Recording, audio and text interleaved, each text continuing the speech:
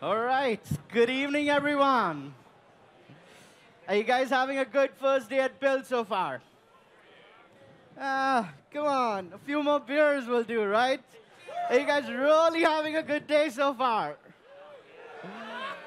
That's more like it.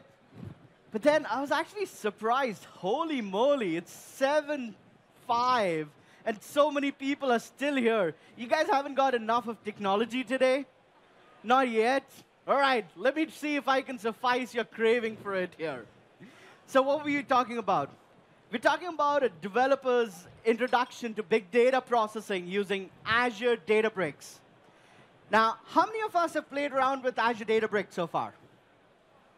Wow, that's good. I wasn't expecting to see even one hand go up, given that we just went GA last month with this service. So let's just get started over here. Now, to just make sure that I add context from a developer's perspective, I'm going to show you a few slides. Bear with me. I'll get to the demo part really soon. I'm a geek. I love playing with the technology also. All right? Now, the idea is that when you get a lot of data, you want to go ahead and take all of that data into consideration while you're trying to create new experiences for your customers. And that's what even Forrester says. Well, it'll be determined by these new customized experiences whether customers stay with you or they go to your nearest competitor in a very short span of time. Now, today's customers, again, have a very high set of expectations over here. I'm not going to read through each one of them, but then I'm going to go into the last bullet point over there, which says customers expect 38% won't call you if they can't get or if they have to repeat themselves, which means they want something that is custom built specifically for them. And if you can't hit that mark, you're done. And how do you hit that mark? Well, you need data, and you need processing capabilities to make that happen. Again, you will be able to leverage the power of big data to make these customized experiences a reality as well. You can do this for all kinds of apps, be it e-commerce apps, gaming apps, IoT apps, social apps, or even business apps. Something as mundane as that can also be made very intelligent with the power of big data, machine learning, and deep learning over here. Now, I'm just going to take an example of one such retailer and deal through it from an e-commerce app perspective. Now, Wide World Importers, what do? Well, there are a bunch of retail stores, brick-and-mortar stores today.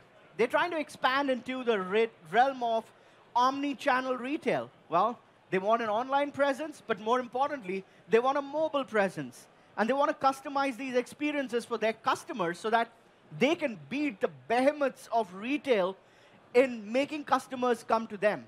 How do they do it? Well, the solution has multiple facets to it. It's not just one simple click or somewhere and potentially a one REST API call somewhere.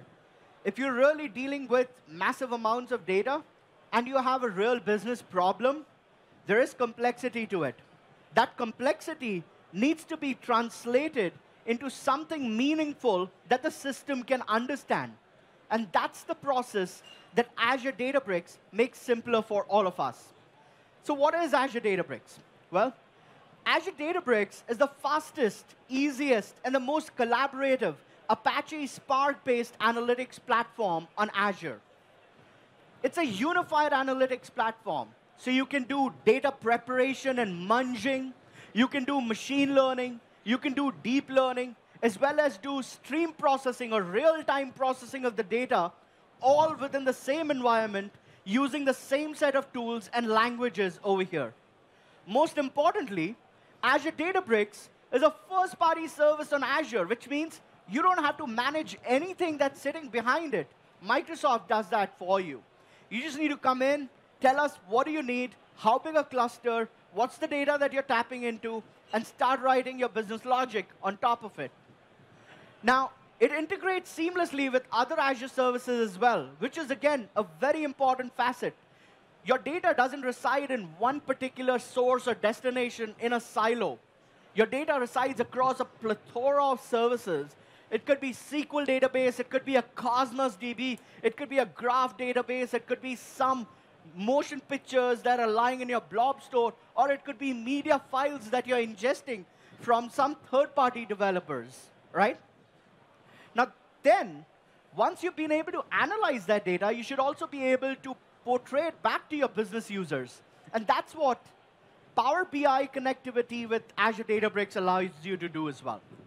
Now, to take you to a little more depth over here, there are 3 cakes to Azure Databricks. Essentially, the first one is the optimized Databricks runtime engine, which is like a very fast, optimized, proprietary Spark engine that powers using multiple thousands of cores and potentially hundreds of machines if needed to power up your analytics on this. Again, it's Spark-based, so it's open source. There is a lot of community help that you can get for it. And it's serverless. It comes with its own built-in REST APIs also for you developer geeks who don't like going into a notebook environment or a data science environment like that. More importantly, once you've created it, it makes it seamless for you to operationalize it with scheduling capabilities, etc. as well. And that's the power that we can tap into. And again, you don't need to do it in isolation as well. We have collaboration features built in, as well as capabilities like Git integration, etc., so that you can stream exclusively into your CI/CD pipelines with the Azure Databricks development that you're doing over here. With that said, let's actually get to the bits and see the tool in action. So let me get here on my machine.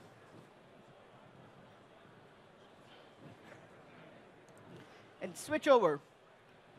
So, as I said, the first concept to understand with Azure Databricks is its workspace. A workspace is literally a container or a host of all assets that you need for your analytics requirements. These could be your clusters, your jobs, your data, your notebooks, and most importantly, your security around everything that you're doing. So here's my Azure Databricks workspace, and I can see everything lined up over here.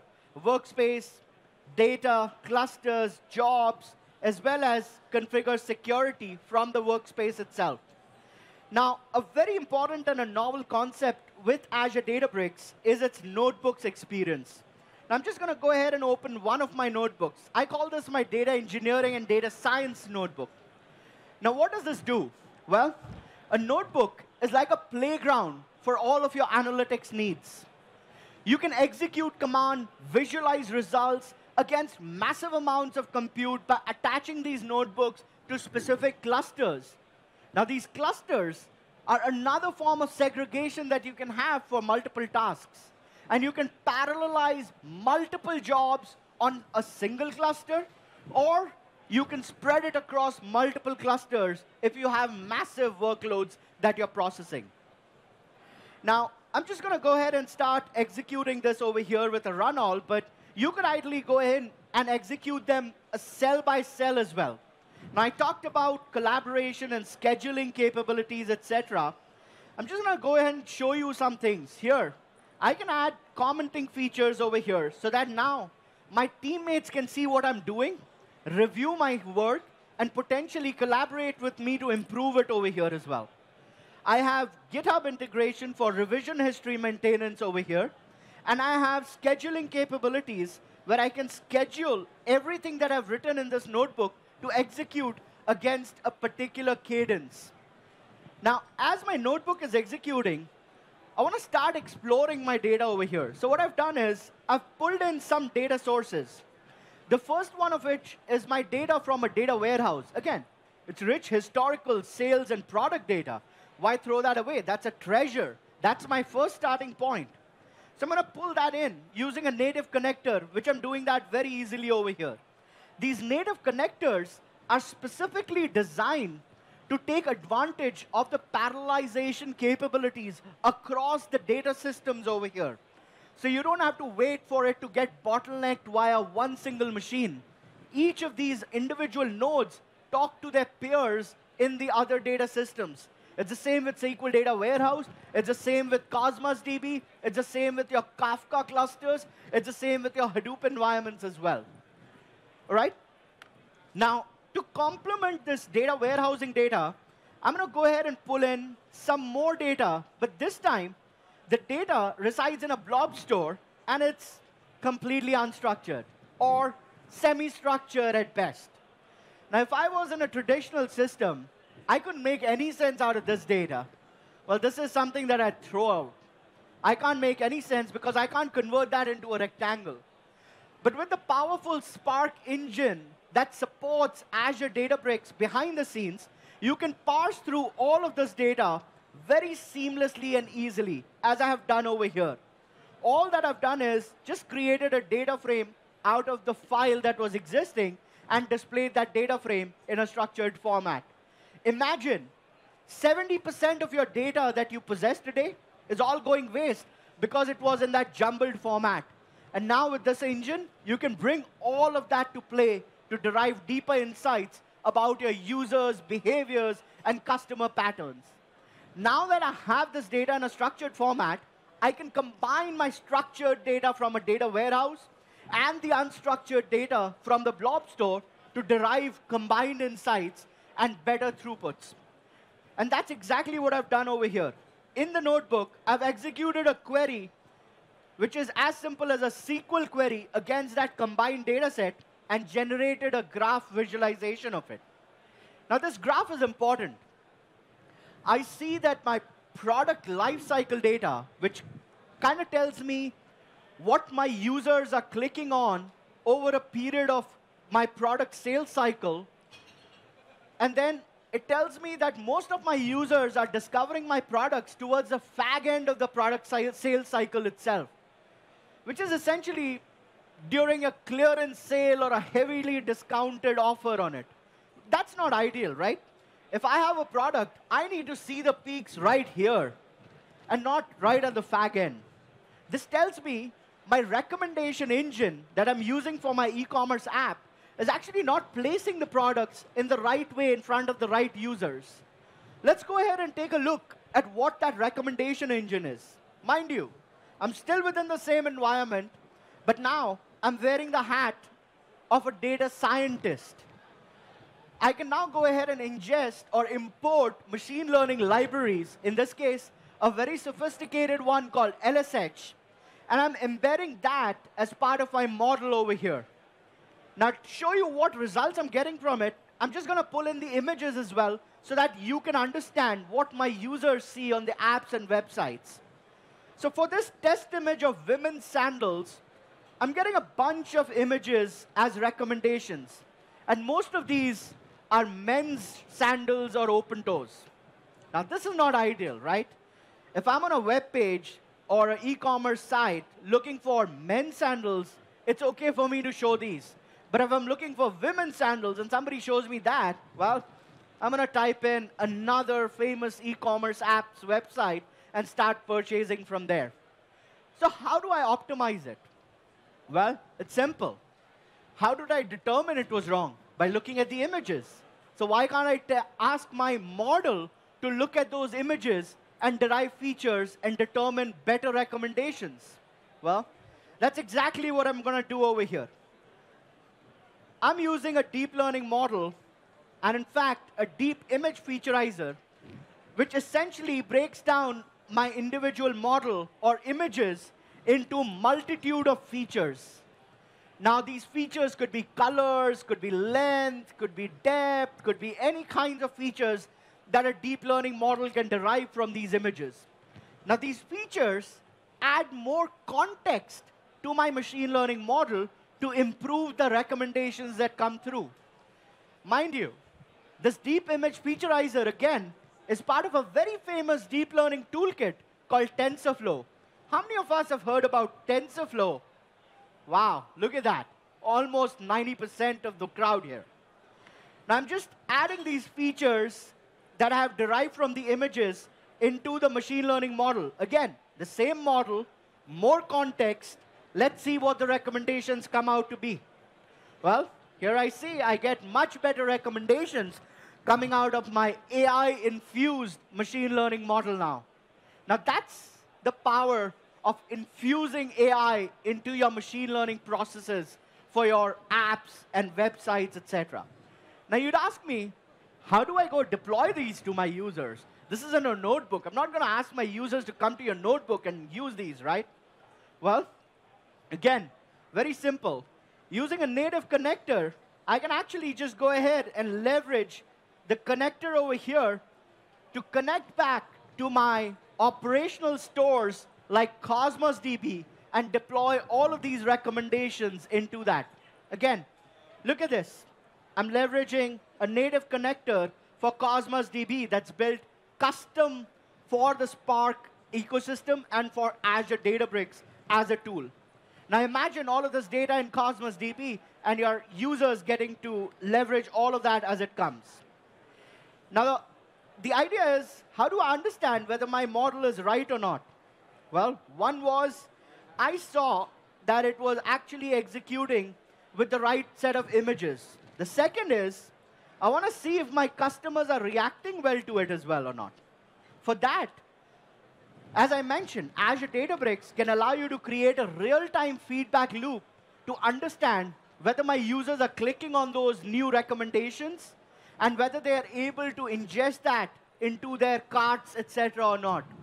And that's exactly what I'm going to go ahead and do over here. Let's just make sure, detach it, and run again. Now, as we look at this, you can see I'm getting data from a Kafka stream. This Kafka stream is following every user on my app and website and trying to determine what did they click on. And that's getting streamed up as a Kafka event into my notebook over here.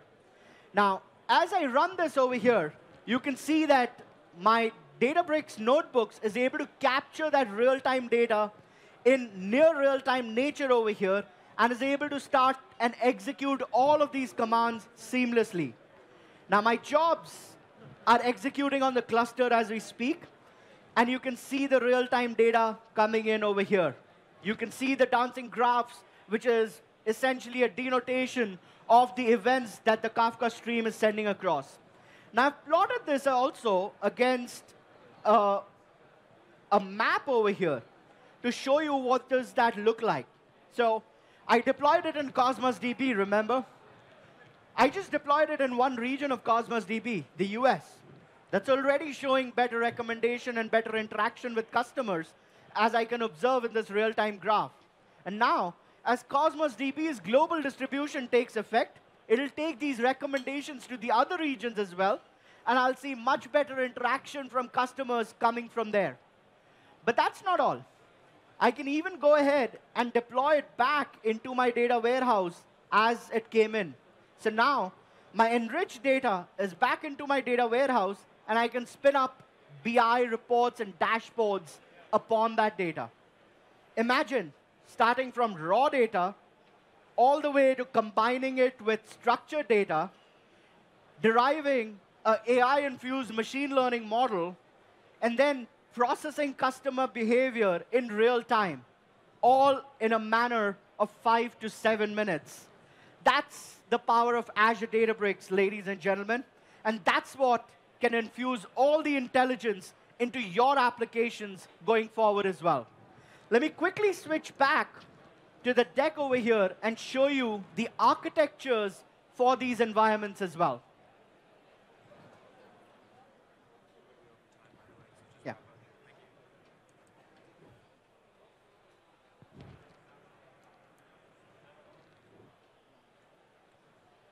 So here are the logical architectures that we were talking about.